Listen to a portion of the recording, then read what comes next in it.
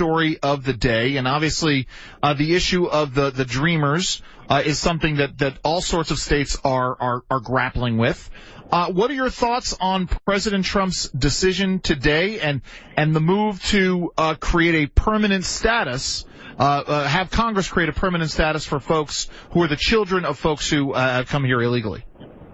Well, I was encouraged when Senator Tom Cotton said that he was going to look to a legislative solution, and others on the Republican side of the aisle in this regard. Obviously, children who are brought here, no decision of their own, we don't want to see them punished, and I think a legislative response is the appropriate response. It would provide certainty as opposed to the executive branch of things. And from what I understand, the actions the president took would allow for time to find a legislative response, and I think that's the right place to address it. I'm the son of an immigrant myself. Now, my father came here legally through Ellis Island, and he was a boy, and I know we can enforce our laws and be a welcoming country and commonwealth at the same time, and I think the legislative approach to address the concerns of the children who are brought here as children, we can do. At the same time, I do think, we need to enforce our laws,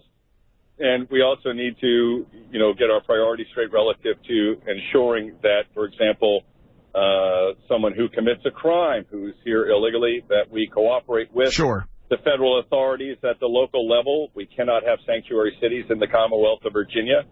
My opponent is in favor of sanctuary cities. I am opposed to them here in the Commonwealth.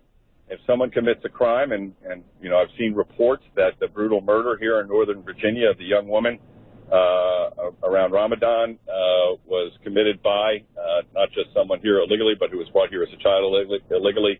We need to enforce our laws, and that person, anyone who commits a crime here illegally, we need to work with the federal authorities to enforce our laws, and that person should be deported.